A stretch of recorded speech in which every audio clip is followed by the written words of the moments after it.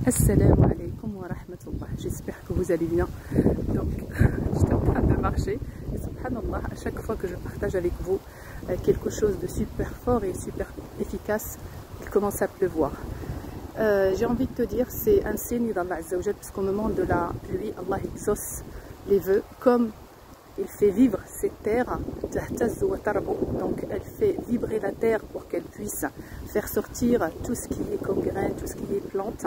C'est un signe de vie, c'est un signe d'abondance et d'espoir.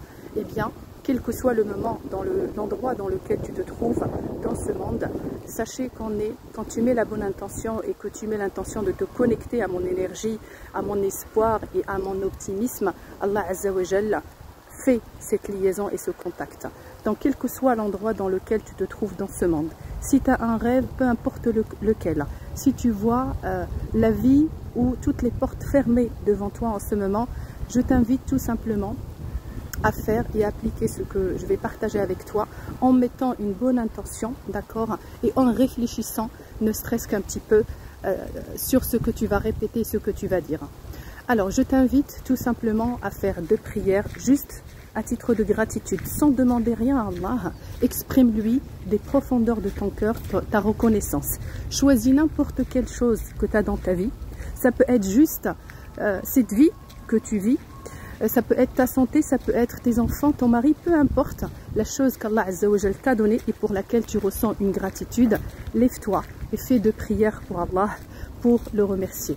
Ensuite, tu vas répéter la prière sur le prophète 99 fois. La prière sur le prophète ou la prière ibrahimique, donc il y a la prière sur Mohammed qu'on fait lors du tashahhud.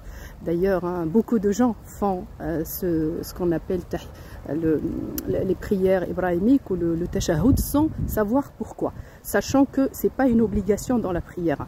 La prière existe depuis Ibrahim alayhi salam, et Ibrahim ne faisait pas la prière sur lui ou sur le prophète Mohammed. Donc c'est un rajout qu'on a fait dans l'islam. Il est très recommandé, mais ce n'est pas obligatoire. On le fait tous, mais si tu ne le fais pas, ta prière, il n'est pas annulé. Bref, ce que je souhaite te transmettre, c'est que je veux que tu réfléchis dans ce que tu dis et ensuite tu répètes la prière ibrahimique après que tu aies fait 2 prières de remerciement à Allah, la Fatiha 7 fois. Ensuite, tu fais la prière ibrahimique 99 fois et ensuite tu fais al-istighfar 45 fois.